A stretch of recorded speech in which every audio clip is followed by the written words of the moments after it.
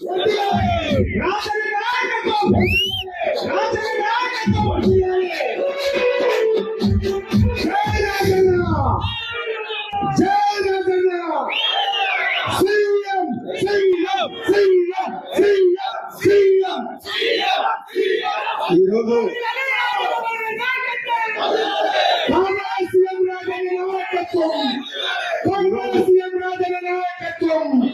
ఈరోజు ఏపూరు శోభన సోదరు రచించిన పాటలు 25 సంవత్సరాలు పురస్కరించుకొని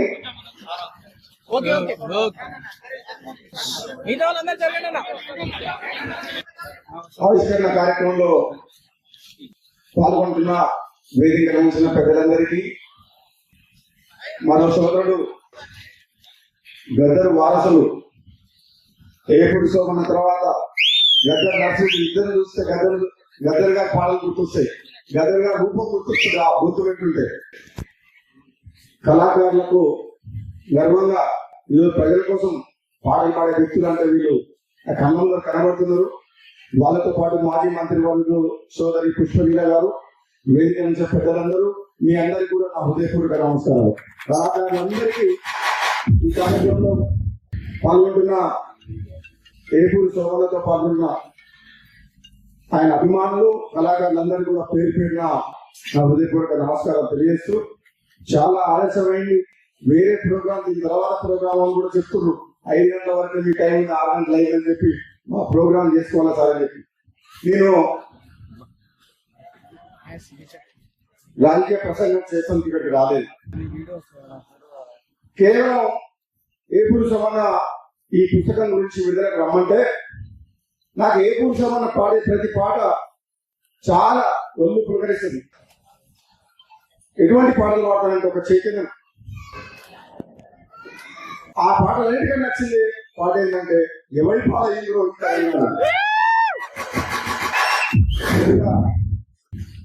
అది ఇప్పటికి కూడా ఒక్కసారి గుండెలో చేసుకొని ఆలోచిస్తే ఎవరి పాట అయిందో తెలంగాణ కోసం ఆత్మ బలిదానం చేసిన అమరవీరుల ఆత్మ ఏడుస్తుండొచ్చు, బాధపడుతుండొచ్చు. ఎందుకంటే ఆనాడు ఈనాడు తెలంగాణ వచ్చిన తర్వాత కూడా అభివృద్ధి పేరు మీద లక్షల కోట్లు అప్పులు చేసి మన అదే ఆంధ్ర కాంట్రాక్టులు దోసుకుంటుంది తెలంగాణని.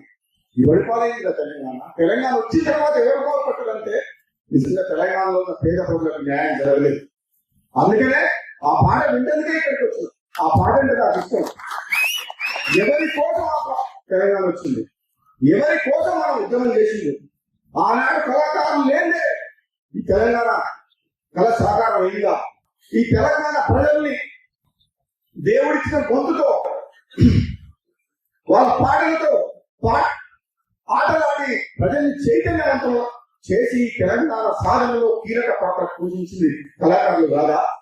అటువంటి కళాకారులే మన కళ్ళ ముందు నా ఏపూరు శోభనే అడుగుతున్నాడు ఎవరి పాలైంది తెలంగాణ అని చెప్పి. నిజమైన ఉద్యమకారులు ఇప్పుడు ఎవరన్నా తెలంగాణ ఉద్యమ ఫలితాలు తెలంగాణ వచ్చిన తర్వాత బాగుపడరా? లేదు, న్యాయం జరగలేదు. తెలంగాణకు ఉద్యమానికి సంబంధం లేదు, కాంగ్రెస్ పార్టీకి సంబంధం లేదు. ఆంధ్ర పాలకుల మోకాల చేతులు దాకా నీళ్ళు ఆడలేదు మంచి తెలంగాణ. నిజం కాదా? నిజం కాదా? పార్టీ ఏదైనా రాజగోపాల్ రెడ్డి అనే వ్యక్తి ఉన్నట్టు మాట్లాడుతున్నారు. మీ అందరూ తెలుసు. ఈనాడు కూడా నేను భయపడలేదు. ఆనాడు కేసీఆర్ ప్రభుత్వం కూడా ప్రశ్నించే గొంతు లేకుండా ప్రజాస్వామ్యాన్ని కూలి చేసే విధంగా ప్రతిపక్షం లేకుండా చేస్తే 2018లో శాసనసభ్యుడిగా నేను రాజీనామా చేస్తే నన్ను ఓడగొట్టాలంటే మొత్తం ప్రభుత్వం 100 మంది ఎమ్మెల్యేలు ఓడికొచ్చింది. అది ఎప్పుడు ప్రజల పక్షాన మీరు ఎట్లా పాడుతుంటారో, ఎప్పుడెప్పుడైతే పేదలకు అన్యాయం జరుగుతుందో, దోపిడీ జరుగుతుందో, ప్రజల పక్షాన ప్రజాస్వామ్యాన్ని రక్షించేందుకు మీ వెంట రాజన్న ఉన్నాడు. నేను ఈరోజు మాటిస్తున్నా, ఈ కళాకారుల కార్యక్రమంలో శోభన కార్యక్రమంలో తెలంగాణ కోసం పాటుపడిన కళాకారులారా మీ అందరికి మాటిస్తున్నా, రాజన్న మీ వెంట ఉంటాడు. ప్రారంభం తెలంగాణలో ఉన్న కళాకారులు చేసుకొని తండ్రికి కాపాడుకుంటామని చెప్పి కొట్టిన చేతులే డాలర్లైన పాట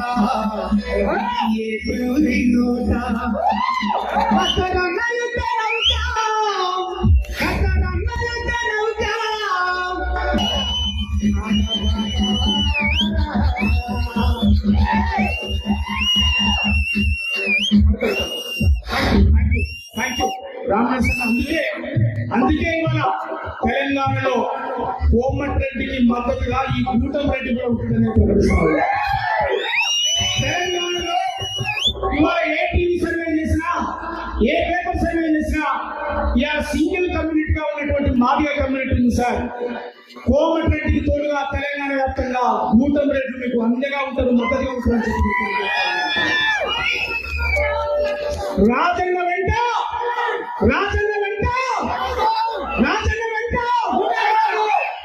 ఎందుకు ఉంటాడంటే పేదోళ్ళకి సాయం చేస్తాడు. ఎంత ఉంటారు పుత్తూరు కట్టే ఈ రాష్ట్రంలో ఏ నాయకులైనా లక్షల రూపాయలు ఏ పదవి కోసం కాకుండా ప్రజల కోసం పంచిపెట్టే ఏ లీడర్ అన్న ఉన్నా మీరు ఒకసారి చెప్తున్నారు. ఇస్తామంటే 10,000 ఇస్తుండొచ్చు, 5,000 ఇస్తుండొచ్చు, అంత ఇస్తే 50,000 ఇస్తుండొచ్చు. 18 లక్షలు పెట్టి ట్రీట్మెంట్ చేయడం మీద నాకు అర్థం కాదు. 18 లక్షలు ఎవరు పెడతారు? సొంత కుటుంబ సభ్యులంతా ఆలోచిస్తాం. బత్తడా సొత్తడా ఏమిటో అసలు అని ఆలోచించే టైం. పేదవాడు ఇంటికి పోతే కేవలం చేయబెట్టి తీసిన బట్ట నిచ్చుడు ఎట్లా తన కష్టాధిక డబ్బులు ఎవరిని మించినే కావు, ఎన్పిఐ సంపాదించే కావు, ఎమ్మెల్యే సంపాదించావు, అందరూ రాజకీయాల్లోకి వచ్చి సంపాదించారు. రాజన్న ఖర్చు పెట్టడం కోసమే రాజకీయాల్లోకి వచ్చారు.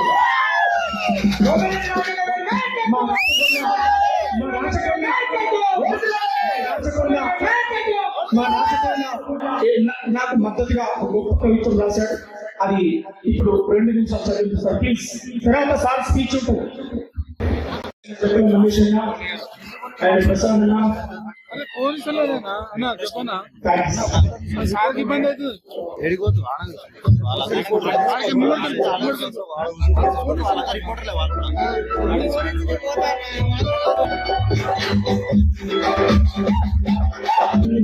ఆశయాలతో సాగాలిరా ఎందరో మహనీయుల మధ్య కలవరా, ఎందరో మహనీయుల మధ్య కలవరా అని గొప్ప పాట నాకు ఇచ్చి బౌద్ధ ఉద్యోగులు భాగస్వామ్యం చేసిండు మా సోమన్న. అంతేకాదు రాజగోపాల్ రెడ్డి అన్న మీరు అనేక కార్యక్రమాల్లో నన్ను నల్గొండకు పిలిచి నిర్మించింది. తెలంగాణ రాష్ట్ర సాధన కోసం నల్గొండ జిల్లాకు నన్ను మొట్టమొదటిగా తీసుకుపోయి మా ఏపూరి సోమన్న. ఏపూరి సోమన్న అంటే పాటల తూట మాత్రమే కాదు, నాలాంటి అనేక మంది కళాకారులు తయారు చేసినటువంటి గొప్ప కళాకారులు. ఈరోజు మా సోమన్న నేర్చుకుంటా ఉంటే చాలా బాగా అనిపించింది. ఎందుకనంటే చెప్పులు పుట్టిన చేతులతోనే చేతలు రాయాలే, చేతాలే రాలే, చేతాలే రాలే, చేతలు కావాలి. ఆ చెప్పులు పుట్టిన చేతులతోనే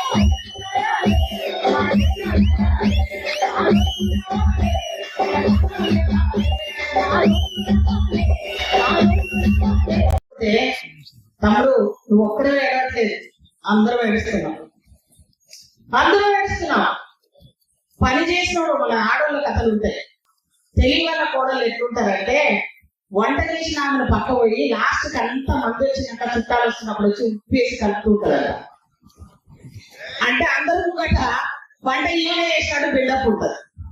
రాజకీయాల్లో ఏపూరు లాంటి తమ్ముడు, సోమన్న లాంటి తమ్ముడు, బంగారు లాంటి తమ్ముడు ఎంతో మంది తమ బలాలతోటి ఈ తెలంగాణ ఉద్యమం కోసం తమ గొంతు ఎండబెట్టుకున్నారు. ఈ ఆడ వాళ్ళ జీవితాలు ఇంకా ఎండిపోయే ఉన్నాయి.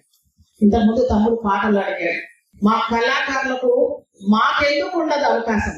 తప్పకుండా ఉందని మీకు తెలియదు. రాజ్యసభలో కళాకారులకు ఇస్తూ ఉంటారు. రాజ్యసభలో మీకు అది తెలుసా?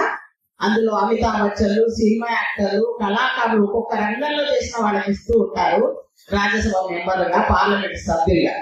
అలాగే ఈ రోజు మన డిమాండ్ ప్రతి వాళ్ళకు ఉంది. ఒక అంగవైకల్యం ఉన్న వాళ్ళకి 3% ఇస్తున్నప్పుడు కళాకారులకు ఈ తెలంగాణ వచ్చిన తర్వాత మీకు వాటా ఇవ్వాల్సిందే అని నేను మనస్ఫూర్తిగా ఆడబిడ్డగా కోరుకుంటున్నా.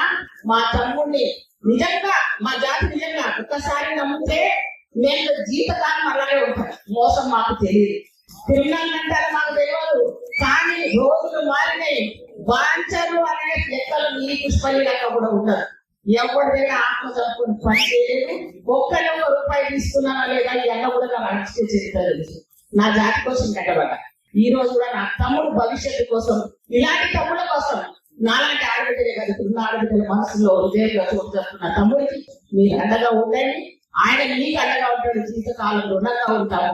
మేమందరూ మనందరూ రేవంత్ రెడ్డి గారు కూడా చాలా ఉన్నారు సార్. ఆయన పర్సనల్ ఏమంటారు, గూటం పెట్టమన్నాము. మీరు రెగ్యులేట్ గూటం పెట్టారు. అట్లాగే మీకు మాకు సంబంధాలు చాలా ఉంటాయి. అది చరిత్రగా తెలిసిన వాళ్ళకి తెలుసు. కాబట్టి మమ్మల్ని నమ్మకుంటే, మీరు నమ్మిన వాళ్ళు ఎలాంటి కావాలనుకుంటే మమ్మల్ని మించిన వాళ్ళు ఎవరు లేరు. కాబట్టి మమ్మల్ని మీరు అలాగే చూడండి, అలాగే ప్రేమతో మమ్మల్ని దగ్గర తీయండి. కానీ తక్కువగా చూస్తే మాత్రం మేము ఒప్పుకునే పరిస్థితి ఇప్పుడు లేకపోతే